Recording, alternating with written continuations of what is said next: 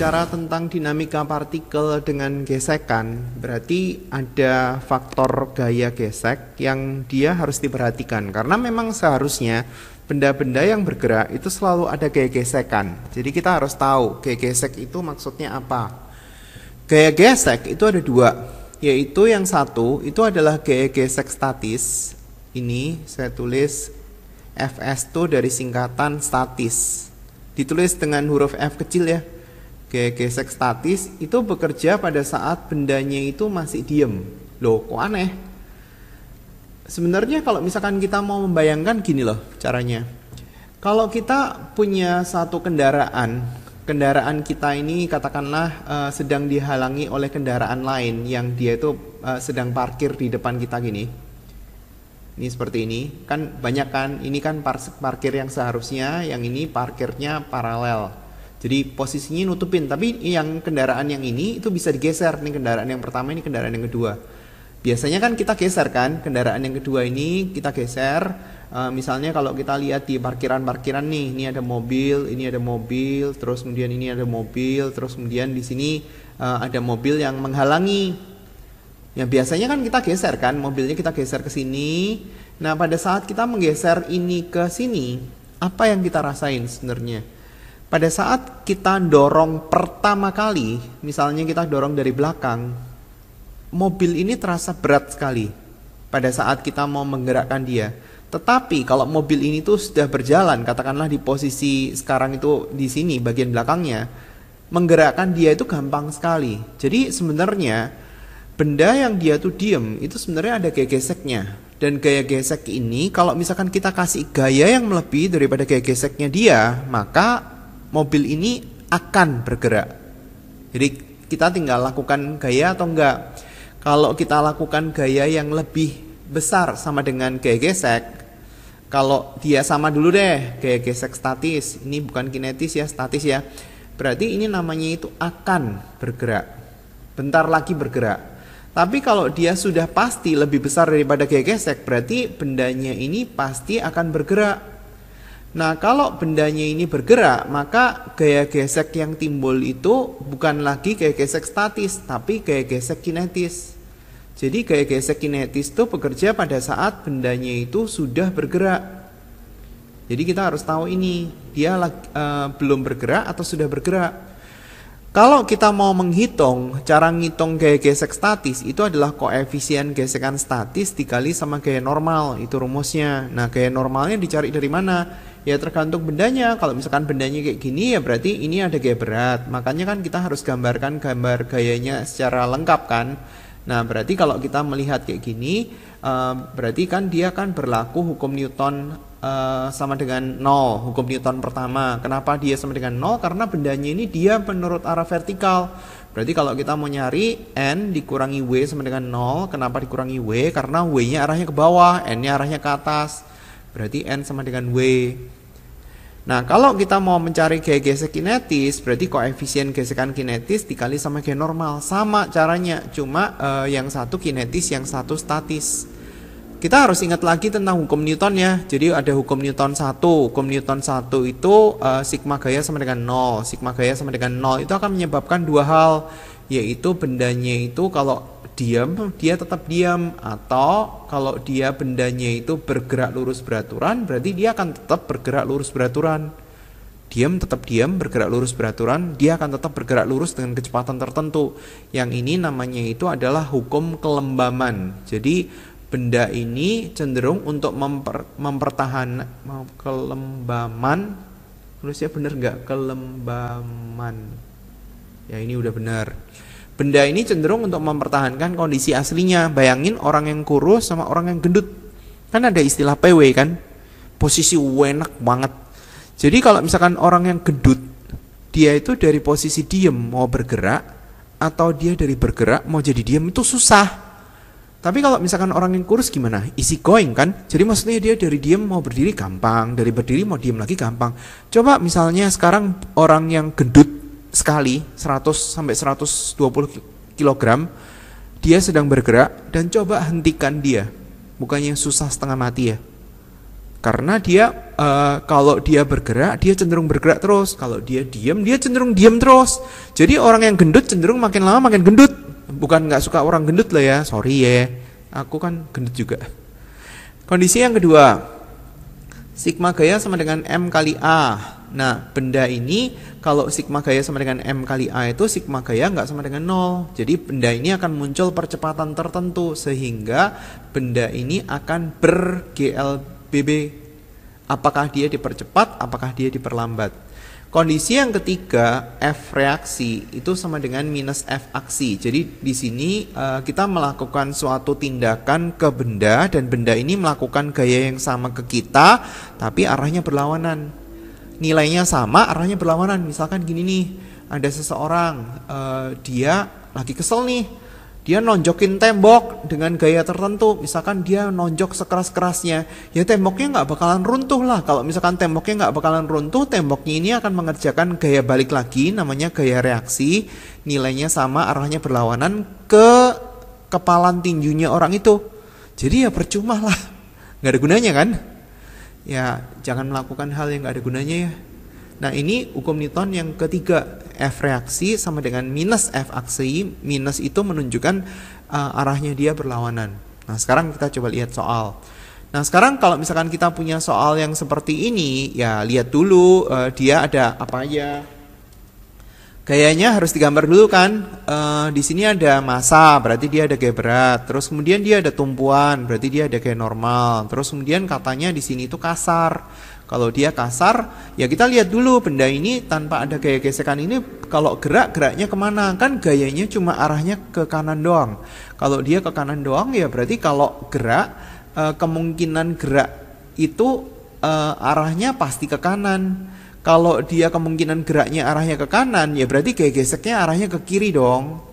Karena gaya gesek itu selalu berlawanan sama gerakan. Nah sekarang kita nyari gaya geseknya. Kalau gaya gesek statis berapa? Ya cari tahu dulu sigma gaya untuk arah vertikalnya berapa. Sigma gaya untuk arah vertikal kan diam, karena benda ini kan menurut arah sumbu Y kan diam. Gaya beratnya berapa? W kan sama dengan massa kali gravitasi. Massanya 2 kilo, gravitasinya 10, berarti ini 20 Newton, W nya 20. Berarti gaya normalnya juga 20 kan.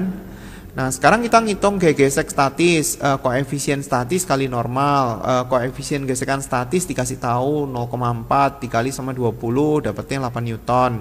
Nah sekarang koefisien gesekan kinetis, gaya gesek kinetis sama dengan koefisien gesekan kinetis dikali normal, berarti 0,1 dikali 20 dapatnya 2 Newton. Nah sekarang bagaimana? Ya kita lihat dulu, ini kan ada tabel yang harus diisi, kita mau nyari tahu keadaan benda. Nah sekarang kalau misalkan gayanya ditulis 5 Newton, ya kita bandingin 5 Newton tuh sama gaya gesek statis. Gaya gesek statisnya 8, gayanya 5, gaya gesek statisnya 8. Berarti kan gaya gesek gayanya ini nggak bisa ngelawan daripada gaya gesek statis kan. Ya kayak seperti misalnya ada mobilnya berat, truk kali ya. Kita mau dorong dari kondisi diam, ya setengah mampus dorongnya, itu kan berat banget. Jadi kalau misalkan gaya untuk mendorongnya itu nggak cukup untuk membebaskan truk itu dalam kondisi diamnya, ya berarti truknya nggak bakalan gerak kayak seperti ini sekarang. Dia kasih gaya 5 Newton, gaya geseknya 8 Newton, ya nggak cukup lah, nggak kuat lah. Bendanya berarti masih tetap dalam kondisi diam. Gaya gesek yang bekerja berarti adalah gaya gesek statis. Berapa? Nah gaya gesek statisnya itu sebenarnya sama kayak seperti gaya yang dia kerja. Jadi gaya gesek yang 8 Newton ini itu adalah gaya gesek maksimum 8 Newton. Nah kalau dia gayanya itu 5 Newton, dia kan nggak bisa ngelawan gaya gesek statis. Gaya gesek yang bekerja itu ya 5 Newton juga, sama. Kan bendanya kan masih diem. Jadi bukan gaya geseknya 8 Newton loh ya, karena 8 Newton itu adalah gaya gesek statis maksimum gitu.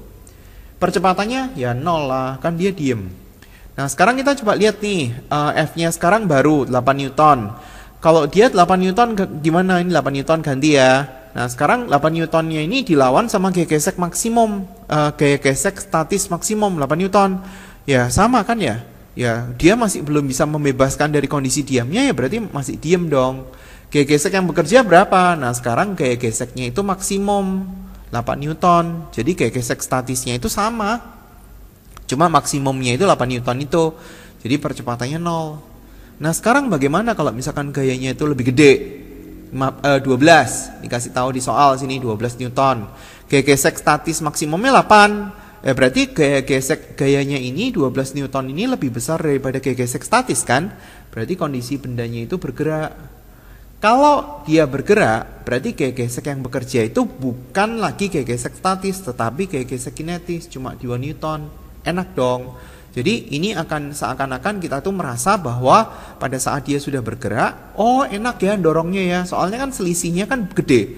Di sini kan ada 12 Newton, ini kan 2 Newton. Berarti kita nyari tahu resultan gayanya. Resultan gayanya itu adalah selisih antara 12 sama 2 itu, berarti 10 Newton. Nah, resultan gayanya ini yang dipakai untuk dipercepat. Sigma gaya sama dengan M kali A, masanya itu 2 kilo, berarti percepatannya ketemu dong, 5 meter per detik kuadrat. Nah, gitu caranya. Nah, sekarang kita coba untuk benda yang miring. Di sini masanya 2 kilo, berarti saya gambar dulu ya. Di sini ada G berat. G beratnya berarti 20, tinggal massa kali gravitasi kan, gravitasinya kan 10. Di sini ada sudut 37. Belajar tentang proyeksi dulu ya, karena kita sangat perlu untuk memproyeksikan daripada gaya yang ada. Berarti di sini ada W kali kosinus 37. Berarti kita tinggal hitung ya, 20 dikali kosinus 37 itu 4/5, ini coret dan ini. Berarti dapatnya 16 Newton. Terus kemudian kita punya apa lagi di sini? Ada W sin 37 ya. W-nya 20, sin 37-nya 3/5. Kalau kita hitung berarti dapatnya 12 Newton. Terus kemudian di sini ada gaya normal. Nah, sekarang di sini dibilang bahwa dia itu kasar. Kalau dia kasar, ya berarti ini ada tulisan kasar kan? Berarti dia ada gaya gesek. Gaya geseknya itu arahnya berlawanan sama gerakan. Kan gaya yang menimbulkan gerakan kan cuma ini aja kan, 12 Newton ini kan. Berarti gaya geseknya itu pasti arahnya ke atas. Tinggal dia berapa. Nah, sekarang kita ngitung untuk arah sumbu Y sama dengan 0. Kenapa sama dengan 0? Kan benda ini kan menurut arah sumbu Y kan sama sekali nggak bergerak. Dia kan diam untuk arah sumbu Y. Berarti untuk arah sumbu Y ini hukum Newton yang pertama. Sementara kalau misalkan dia gerak, berarti hukum Newton yang kedua mungkin berlaku di arah sumbu X. Sumbu X itu arah yang horizontal ya. Sigma gaya yang arahnya vertikal ada apa? N arahnya ke atas, W kosinus 37 arahnya ke bawah. Berarti N sama dengan W cos 37. W cos 37 kan kita sudah hitung 16 Newton. Berarti N-nya ketemu 16 Newton. Gaya geseknya kita hitung dulu. Koefisien gesekan statis kali normal. Koefisien gesekan statis 0,4. Normalnya 16. Ini kali ini berapa ya? 6,4, 16 kali 4, 64 kan? Berarti 6,4 Newton. Gaya gesek kinetis berapa? Koefisien kinetis kali normal. Koefisien gesekan kinetis 0,1 kali 16. Berarti 1,6 Newton. Nah, sekarang kita lihat dulu gaya yang ada, maksudnya 12 Newton ini dibandingin sama gaya gesek statis maksimum. Ini apakah dia bisa membuat benda ini bergerak? Ya, ini 12-nya ini lebih besar daripada 6,4. Berarti artinya bendanya itu bisa melawan daripada gaya gesek statis. Gaya gesek statis. Berarti artinya benda ini akan bergerak dan bergerak dipercepat. Nah, kalau kita sudah tahu benda ini berarti benda gerak dipercepat, berarti dalam hal ini adalah GLBB. Nah, baru kita cari tahu neto gayanya. Neto gayanya berapa? Ya berarti tinggal 12 dikurangi gaya gesek kinetis dong. 12-nya itu kan searah sama gerak, berarti positif. Gaya gesek kinetisnya yang 1,6. Berarti 12 dikurangi 1,6. Berarti dapatnya berapa nih? 10,4 Newton. Nah, baru kita nyari tahu percepatan.